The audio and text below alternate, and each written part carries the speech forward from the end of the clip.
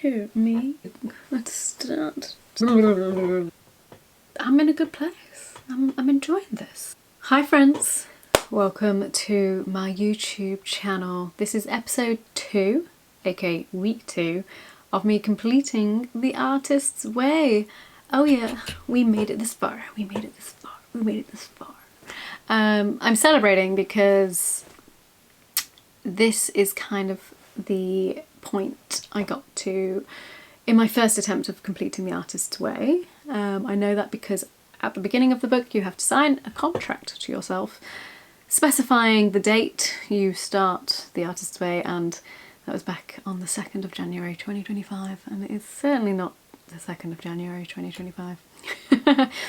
But within the same year, right? So I'm applauding myself. Anyway, this is a little series of documenting my process, my journey, my creativity, and finding thyself by doing The Artist's Way. I'm doing the videos for promotional reasons, to vlog myself, and to also keep myself accountable because nobody else is gonna do it for me. So week 2 is all about recovering a sense of identity. Alright, so this week addresses self-definition as a major component of creative recovery. You may find yourself drawing new boundaries and staking out new territories as your personal needs, desires, and interests announce themselves. I didn't read that very well, did I? The essays and tools are aimed at moving you into your personal identity, a self-defined you.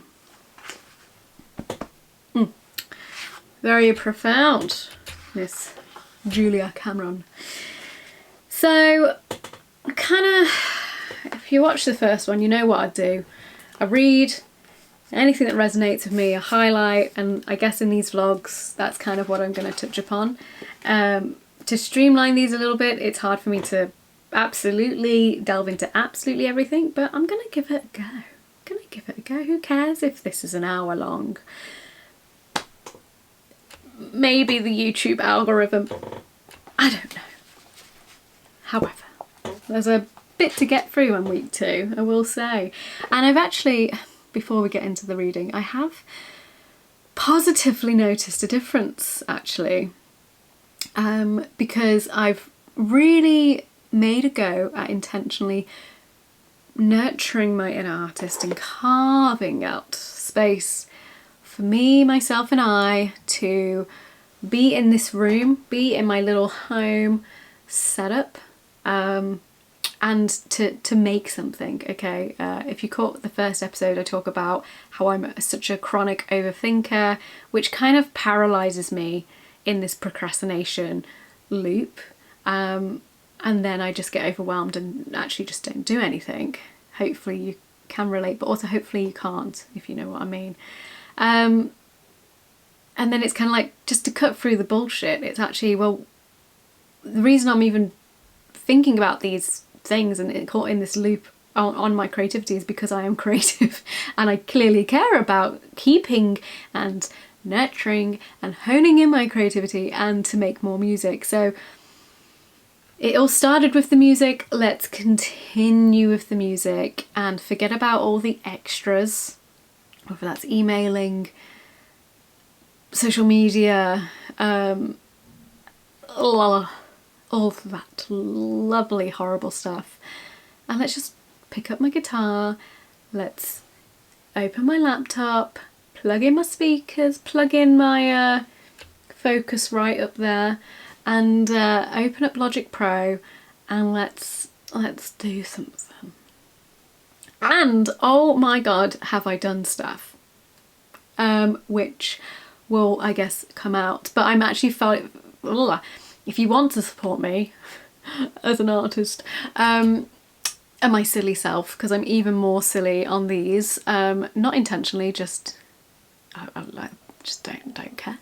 And that's actually another barrier I'm getting over. I was kind of paralysed in terms of not posting on social media, and by not doing that and falling out of that rhythm, I've been quite self-limiting with what I post and yada yada yada. And I think by not posting and getting out of that rhythm, I've kind of maybe subconsciously thought that I do actually care what other people think, which is the worst and completely unnecessary, because as people say, and it's probably very, very bloody true, no one's really cares. No one's really watching you, especially not in the way that your mind tricks you to think. All right, so just bloody do it. And so, well, nothing's stopping me now, is it? Nothing's stopping me now. So anyway, what I'm trying to say is that I've been recording a lot of guitar ideas, which will work towards ideas in terms of my next record, my next music record, and I'm evidencing that process. I'm documenting that process over at my Patreon page, where I post behind the scenes content, etc. And you can sign up for like £5 a month, 10 quid a month, 15 quid a month, whichever. They all get you the same. It's just what you can afford or what you want to afford to give me, which goes back into my music. If you want to jump in on that, Patreon, I'll put it down below, as the YouTubers say. Okay. Right, back to it. So I've had a good week. I've been feeling very creative, and I've actually then been creative. I've not just felt it and then ignored it and done something else. I've actually then sat with it and recorded some stuff, and I'm very proud. I'm very happy, and I feel that creative energy, that creative flow state, and I haven't felt that in months and more months. Okay, so I'm in a good place. I'm enjoying this. Thank you, Miss Cameron. It's working. There's my review so far. Anyway, things that she talks about in this recovering a sense of identity. So, going sane, trusting our creativity is new behaviour for many of us. We may feel and look erratic, aka when you start on this journey, you probably might start actually acting differently, but it's actually the opposite of acting, if you know what I mean. You're actually being more authentic to yourself, and actually showing other people your creative side and also the process of that. And because you're perhaps getting enthusiastic and really hyped up about those feelings, that your internal feelings that you're feeling, that might perhaps come across as a bit manic, a bit erratic, almost like, oh, very left field, where did this energy come from? And again, you've just got to continue with it. And I mean, honestly, from day to day, I'm like, am I going sane? Am I insane? I don't really know where I am on that scale, because I consistently feel like I guess I am going a bit, being quite erratic. I don't know who the knows what I'm talking about, but I thought that was quite interesting. She then goes on to poisonous playmates, where do not expect your blocked friends to applaud your recovery, which I think is so crucial to recognise. Yes, you have friends, but when it comes to maybe showing something you're really personally and professionally proud of, I think, yeah, be careful of who you express that to. Be selective, and I think that's a responsibility for the artist to be to acknowledge that, to be honest, because you're not going to get the exact reaction you're hoping for from everyone you showcase your process to, because everyone's going to have a different take on it. And if you're excitedly showing people something that you're really proud of because you want them to be excited, that's not 100% going to be the case. Coming back to myself in the first episode, when I said, you know, I'm Notably, a trigger of mine is going on social media and feeling so much envy when I see another artist posting something amazing for their career, which is amazing for them. Really want to reiterate that these feelings coexist, and I slap myself on the wrist, metaphorically, when I catch myself doing it, because I'm super happy for them, because like fabulous, like we need to prop each other up. But then also my envious side comes out, and it's such a huge trigger for me in terms of comparison politics, right? And poisonous playmates, if they're close to you, they might also have those kind of feelings, and therefore not exactly applaud your achievements / your recovery. Moving on.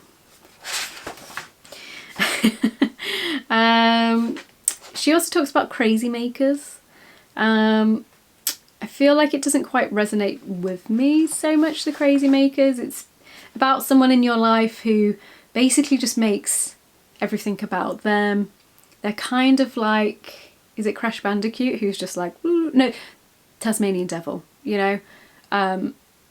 Whether from afar or whenever you meet them, kind of somehow makes everything about them, and you kind of get caught up in it, and maybe it's actually fun, like you're not having a bad time, you're actually loving being around this person, because of their chaotic energy and carefree energy as well. And it's quite, and it is just fun, I guess. But to also know that you will never be that main character in those scenarios. You will always just be a playing part, a pawn, right? Even if they make you feel really special. I feel like I've had someone like that in my life, but they're not in my life anymore. And I guess whenever you do lose a friend, there is a sense of mourning, but also, you know, friends do come and go, relationships come and go, either we're all constantly changing, right? And becoming different people, in ways. We always shed our skin at some point, multiple times, and either you evolve together or you move away from each other, right? So, and that's just kind of how it is, and I don't think there necessarily needs to be any bad blood when that kind of scenario happens. It's just life. Skepticism! Okay, this one I really kind of resonated with. So now that we have talked about the barrier to recovery others can present, let us take a look at the inner enemy we harbour ourselves. Perhaps the greatest barrier for any of us as we look for an expanded life is our own deeply held skepticism. This might be called the secret doubt. I quite like that term. It does not seem to matter whether we are officially believers or agnostics. We have our doubts about all of this creativity stuff, and those doubts are very powerful. Unless we air them, they can sabotage us. Many times in trying to be good sports, we stuff our feelings of doubts. We need to stop doing that and explore them instead. I kind of resonated with that, I think. Again, kind of being your own critic cricket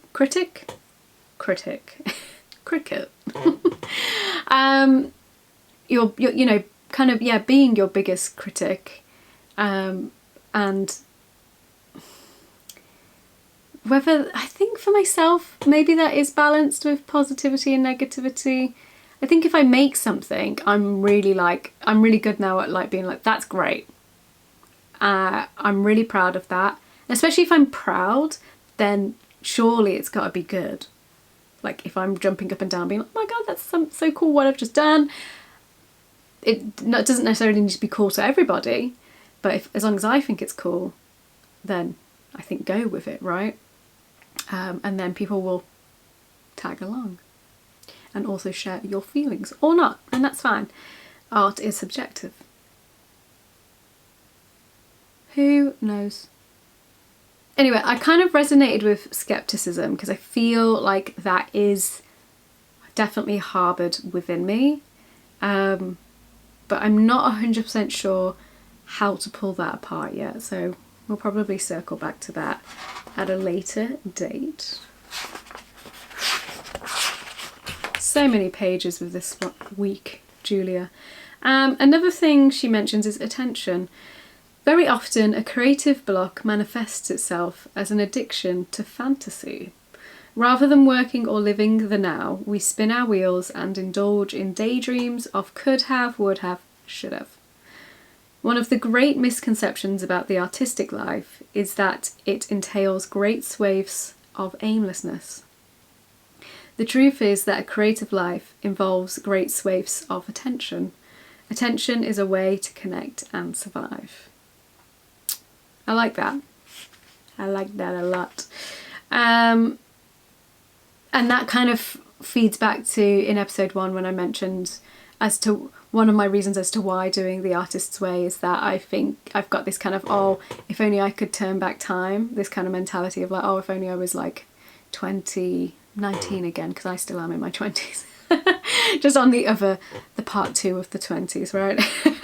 I always think I've got that kind of mentality of only I was 10 years younger again and like starting over, and still having that gumption, but now kind of this mature knowledge that I have now, like, you know, my frontal lobe has developed,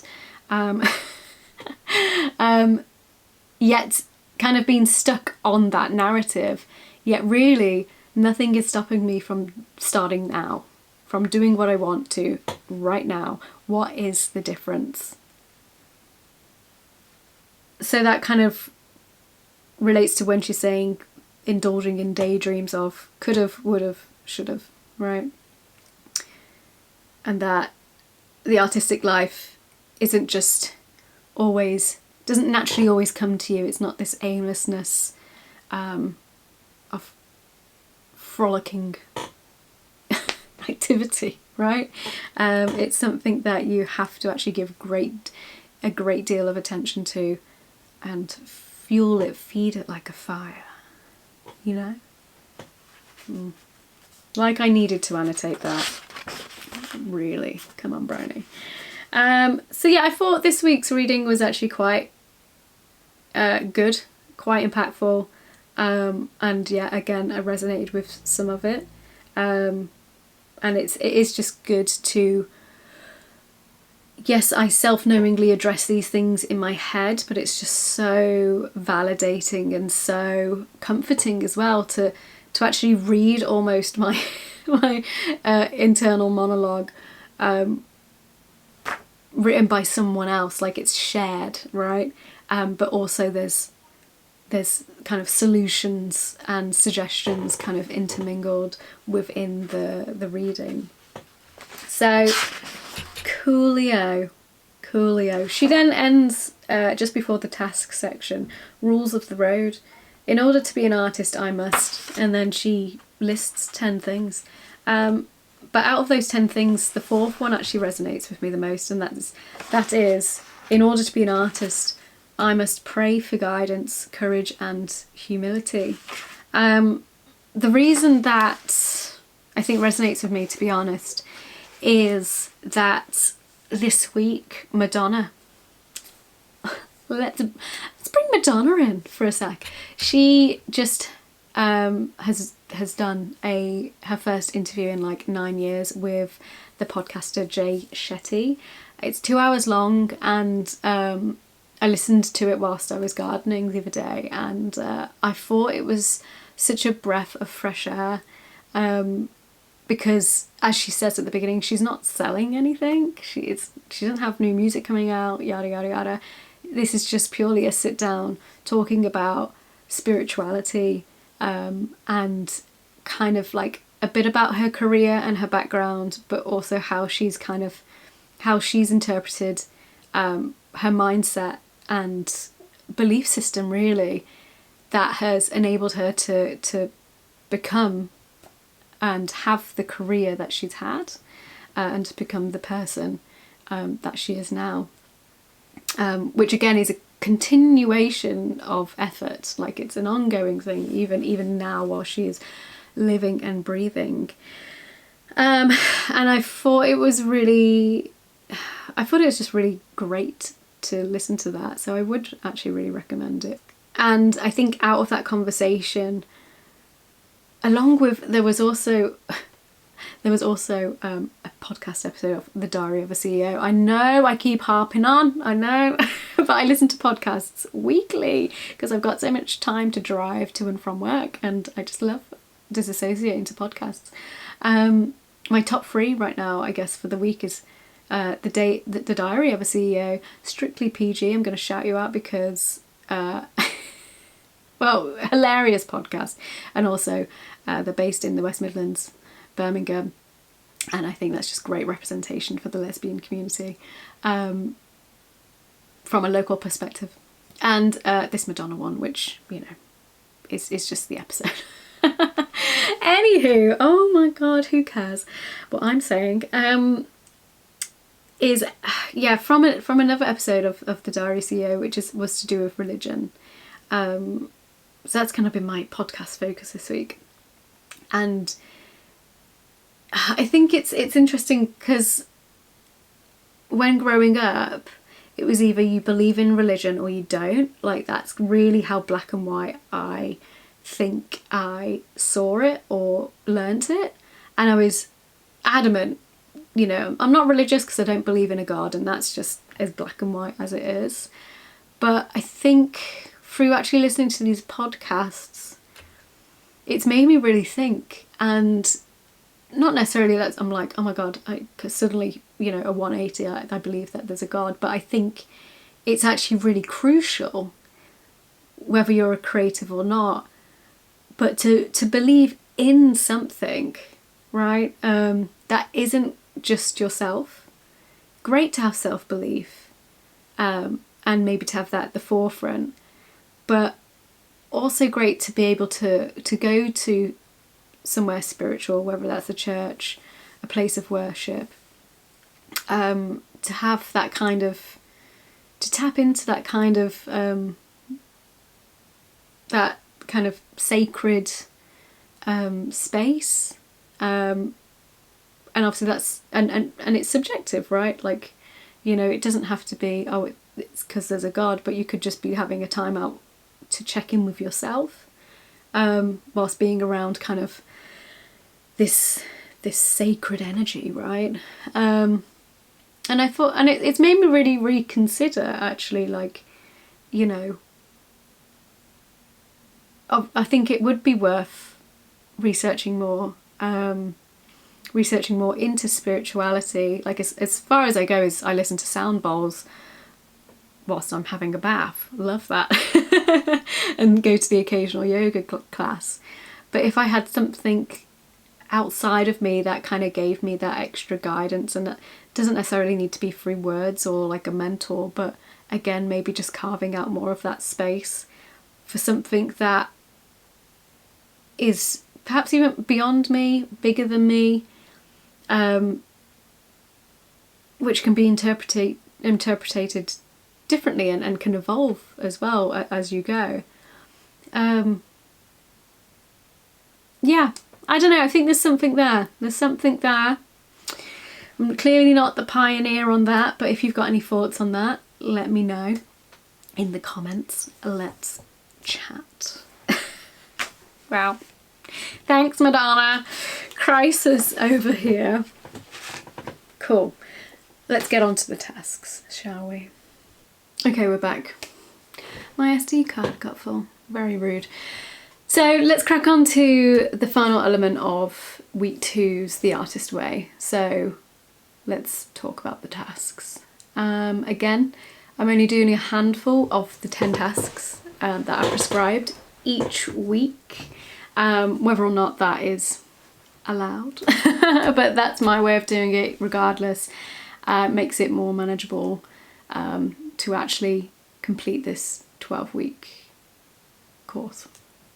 Okay, so the tasks I decided to do were, where does your time go? So list 5 major activities this week and how much time did you give to each one, yada yada yada. So mine are quite maybe expected, maybe boring, ordinary. I mean, if you're watching, I'd love to know where your time goes. What have you been up to this week? But majority of my time goes, I'm at work, obviously. In the evenings, watching TV or playing Xbox. Consuming, not creating, so that's doom scrolling essentially. I am getting better because intentionally I'm trying not to do this, but I do often be on TikTok for like the last half an hour of my bedtime, and I'm definitely going to sleep by 10 p.m. and then it's usually actually the first thing I see in the morning, and I scroll for like 5-10 minutes and then I'm like, yeah, no, this ain't it, and then I'm, you know, up and away. Although recently, I mean, I know that gets a bad rap, you know, the first thing you do in the morning should be having that time to yourself, drinking water. I mean, we should, but who does? Cup of tea, come on. And, you know, spending like 10 minutes just being like, right, like coming to, and like, you know, kind of, and just checking in with yourself. But realistically, we all just roll over, pick up our phone, check the time, see what messages we have, maybe check our emails, and then check social media or the news or whatever. However, lately, it's been quite nice in the mornings. It's actually been more of a pleasant activity, I'm not gonna lie. And that's down to this guy called Ben. I'm 99% his name is Ben.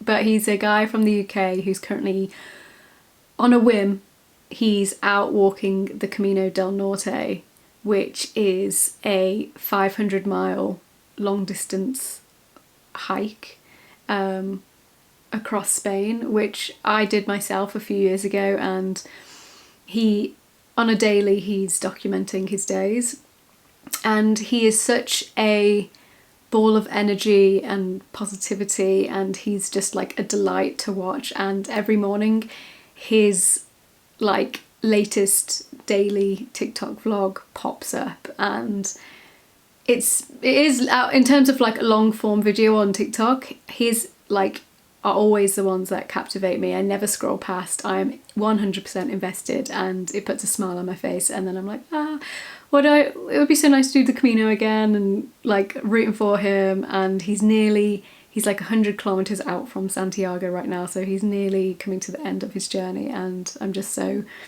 curious as well what, you know, where his life will take him after the Camino. And anyway, so also on TikTok, I saw someone obviously preaching, because then we have people preaching on TikTok always about how we should spend our time, and that really, as a creative who's trying to promote their work, and you need social media to do that,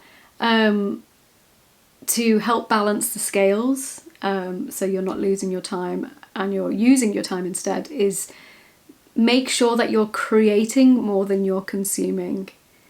That's going to be the impactful difference in terms of putting in more work than the average user, essentially. And that always crops back up in my mind. However, actually, 4th out of the 5 things of where does my time go, I've actually have been making videos for socials. So I actually have been in my creative flow state recently, which is great. Coincidentally coinciding with whilst I'm doing the Artist's Way, huh? And I've kind of got a bit of a plan together in terms of, yeah, with my Patreon, you know, restarting that and redocumenting on that weekly and putting my time and energy into that platform, with unique behind the scenes content. So whenever I make something, which at the moment is kind of on the daily, like I'm, you know, loading up Logic, I've got my speakers behind me and my Focusrite up there, and my guitar's on the wall. over here. And I'm picking up my guitar and I'm just making a minute of something, like a noodle or whatever. And that's where an idea always starts, isn't it? So I'm doing that quite frequently over the past 2 weeks, I've really seen that as a difference, even on the days that I'm even going to work as well. Like, it's not just on my off days. Like, if I've gone to work, I have sometimes come back and created something in the evening, which is nice because it's counteracting that kind of repetition of getting home, you know, making dinner and watching TV and vegging out, which I'm also not complaining about. Like, I love doing that with my partner, like, especially now it's autumn and it's kind of cozy season. We have like the little lamps on and we're currently like on season 3 of Desperate Housewives. And it's so good. It's so good. And I don't think I can remember how it all ended, and my partner's never seen it. And so this is like it needs to change. It's like someone not watching Gossip Girl or Ugly Betty, which was another series she hadn't watched, which was also from the same kind of TV era and also incredibly iconic.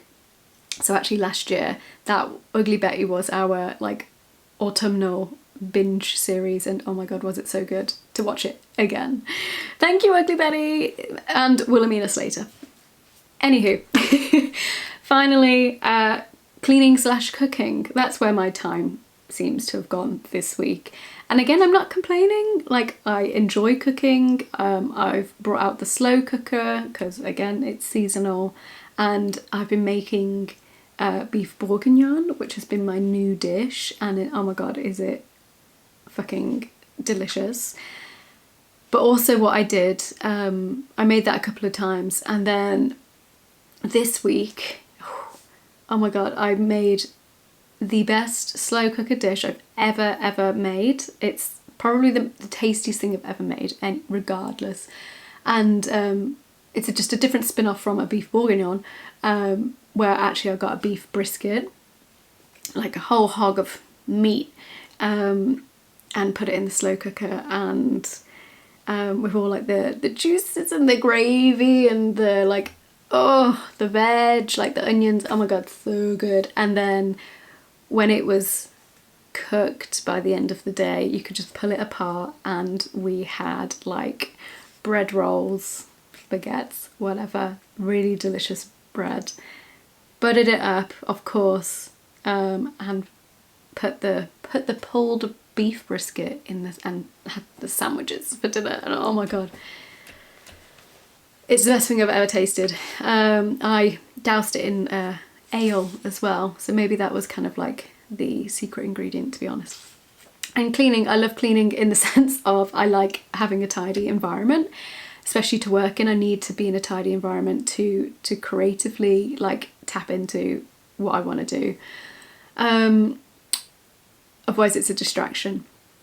And secondly, like, it's a really quick act of like feeling sense of achievement and reward, because you visibly can see the difference, like whether you've done like a deep clean or like you've just spent like half an hour to an hour of your day like cleaning. Not that I clean every day, oh my god, but like, you know, whatever. That's where my time goes. 20 things that I enjoy. So you've got to write down 20 things you enjoy doing. So here we go. Cooking, writing, learning, reading, peace and quiet, photography, listening to music, playing table tennis, adventure planning, going somewhere new, riding a bike, shooting things on Xbox, going for a run, gardening, long distance walking, talking to friends, hanging out with my mom, having a bath, going swimming, painting. There we go. Should have put going to gigs, because I went to one of the best gigs ever on the weekend. It was Self-Esteem. Oh my god, it was the final date on her tour. So it was her Sheffield date, which I didn't realise she was from Rotherham, so hometown kind of gig. And it was just because it was on a Saturday and it was the closest one to us. And oh my god, it was a freaking amazing lineup. It was Moonchild Sonelli, who was an insane opener, like in the best way. Love her. Followed by Nadine Shah, who was also incredible and just made me want to like aspire to be her, to be honest. And then Self Esteem, who is just like in a calibre of her own, and along with her like crew, her dancers, her backing singers, her live band. Oh, it's just amazing. It was, I don't really particularly like arena shows, but I really loved that arena show. Like, it was one of the best gigs I've ever been to. And then in a few weeks I'm going to another arena show, God, to see Wolf Alice in Birmingham. Anywho. Then we go on to drawing a life pie. So you draw a circle and you split it up into 6 slices like a pizza, and you've got to kind of like assess by drawing, by kind of making some kind of like a satanic, slightly satanic symbol, of where, like how enlightened is each area, if you know what I mean, like how healthy is the area in your life. And that's like work, play, friends, spirituality, exercise, and romance/adventure. And then you've got to connect the dots. Like outer equals great, closer in equals not so great. And you want them all to be balanced for full fulfillment, right? And I think mine is quite steady but also fluctuates. So what the hell does that mean? But as you can see with the red, like mine's a little off, and that's fine. It's the way the cookie crumbles right now. And lastly, 10 tiny changes. So Miss Cameron asks me, or us, to me. That makes me sound like split personalities here, but fine, me. I'll go with that. List 10 changes you'd like to make for yourself, from the significant to the small, or vice versa. I.e., get new sheets for. Why can I not speak? Get new sheets so I have another set. Go to China. That's the small one. Paint my kitchen. Dump my bitchy friend Alice. Why gotta be Alice though? So yeah, so I would like to times 10. So drum roll please, because the anticipation is building and you really want to know the 10 things I would like to do. I would like to paint one room in my house, because I'm currently painting, as you can see. I would like to make a new song. I would like to begin reading a new book. I've got 3, maybe 4 new books. That could be an option. That's Clara and the Sun, this walking book I picked up when I went to Norwich to hang with some friends. We went to a bookshop and I bought 2 books. One's like basically the L word, but it's not the L word, it's lesbians in LA. Cool. Another one is this woman, Ursula something. She basically, it's about long distance walking. That's all you need to know. And the 4th one, I'm looking at it right now, is by Lou Sanders. What's that lady doing? Valid question, you know, valid questions. And I went to Moseley Folk Festival a couple of months ago now, or maybe 1 month. Oh god. And in their merch like tent, I think. I didn't catch Lou Sanders, but I believe she is a comedian and was probably in, I presume, in a comedy tent being a performer. And her book was on sale for like £3. So obviously I bought it out of curiosity. So I'm going to read that at some point. So yeah, I would like to begin reading a new book since I've just finished my Jeanette Winterson one. I would like to have a laugh with friends. We love friends. I would like to sort out my clothes and get new hangers. Don't worry, this ain't going anywhere. I would like to put the bins out. That's something really, really small to do. But currently putting the bins out is one of my jobs to do around the house. And I've been ridiculously bad at it to the point where, so for context, once a month, we have a purple bin and we have a grey bin. Purple is for cardboard recycling and the grey bin's for like tins and glass recycling.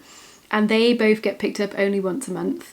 And I've missed for both of them the past 2 months. So not only are they full, but there's overspill. And I'm like, I cannot afford to miss the next time to put those bins out. No. So I'll update you on that. I would like to hang out with my mom. Such a mama's girl. I would like to go on a big adventure next summer. As a teacher, I have my summers off and I always love to go. If you know me, I love to travel and I love to go on crazy, weird adventures, and I just recently bought a camper van. So I'd like to use it. Currently just use this summer to travel around France, down to the Pyrenees in it. Luckily we broke down twice before getting on the ferry to France. So luckily twice, unluckily twice, but luckily on UK soil. Not so lucky for my bank account. I would like to sell my car. I just got this camper van, so I'd like to sell my car because I don't need 2 vehicles. I would like to make new friends. And then, so those are my 10 tiny changes that I would like to happen in my life. She then tells us to select one small item and make it the goal for this week. So I chose to put the bins out.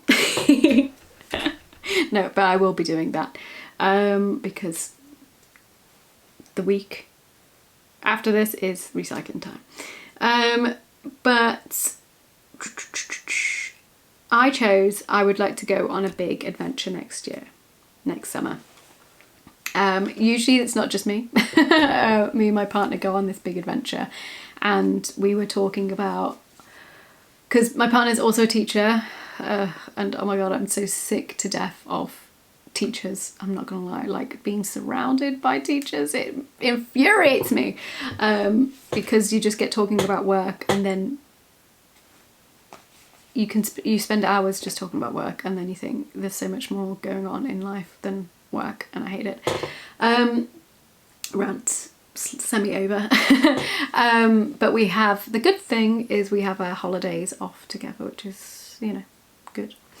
So we were talking about how we want to plan for next year's adventures, because we love going away. That's what life is for. And for next summer we're thinking of going island hopping around Greece. Then we were kind of looking at going away for Christmas / February half term, maybe looking at either going to Chamonix in France or Tromsø in Norway. But to be honest, I priced that up. I love travelling on a budget, by the way, I'm not a bougie queen, but for going somewhere like Tromsø, like it's like you've just got to go all out, because it's not somewhere you're gonna probably go again. Like you're gonna go once, so go full hog. And I priced it up and it's about £1,500 each, which currently not really in the budget. And then in Easter we're going to Gran Canaria, and that's already paid for, because we need, by then we're kind of coming out of hibernation, right? Coming out of those wintry months. The sads have probably got me, and just need to go to Maspalomas, find some fellow gays at Ricky's Cabaret Bar, go sand duning down the Maspalomas dunes, which are incredible, by the way. Hop on to the nudist beach with a cocktail and enjoy the sun, essentially. So for the summer we're like, we really need to, there's so many things, so many places I want to go, and I'll be 30 in the summer, so I'm kind of getting to dictate where we go to, you know, within reason. You know, I really want to drive around the ring road in Iceland in the summertime. I've been to Iceland twice now, but in like the wintry months, and it's amazing. It's one of the most insane places I've been, and Reykjavik as a town, city, is gorgeous. It's actually gorgeous. So that's something I want to do. I'd love to go, yeah, island hopping around Greece. I'd love to do the Camino, the Portuguese route someday. I would also love to go to Japan, New Zealand, to Turkey, to drive around Spain and Portugal, go surfing in Morocco. Not, I only said that because it's known for its surf camps. I'm really bad at surfing. It's actually a lot of effort. Yeah, backpacking around Southeast Asia would be amazing. All these things, right? All these things. But I think after talking about it, we are gonna go island hopping around Greece next year. Even though it gets incredibly hot. But yeah. So been planning that. Oh, and one last thing. I know I'm going on now, but one last thing. Just since we're talking about travel plans, and you might be interested, but I'd feel ashamed that it's been missed out. That's something that I need to do, to be honest, to plan for the big adventure. But what I have done as maybe a slight substitute, because I will get around to planning that like this week, is I actually planned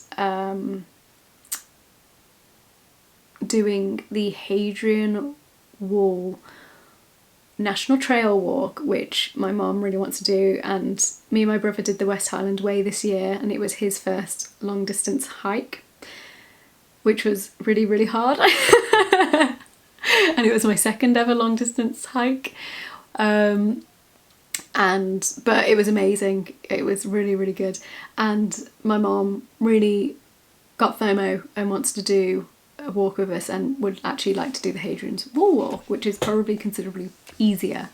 So I planned out where to stay, the itinerary, how much it would cost, and to take our dog as well, our little Jack Russell Joey, to come along with us and enjoy the history. So I planned that all out. I made a full itinerary, and back to dipping into the imaginary lives. I'm being a tour guide. I'm making these itineraries. I'm doing all the research. I'm costing everything up, sending it to those involved and being like, all good with you? You trust me? I'll book everything, then send me your money, and then really, really fingers crossed that it all works out. Kind of like the West Highland Way, but I really did underestimate it. We did it in 6 days, barely. So thanks for joining me for week 2. And maybe, humour me with my, diary-like talking, whether you find this interesting or not. Whatever, I'm just documenting it. Cool. Join me on week 3.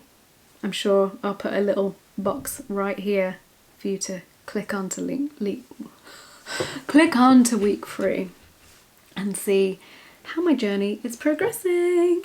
Have a good week, and see you next time.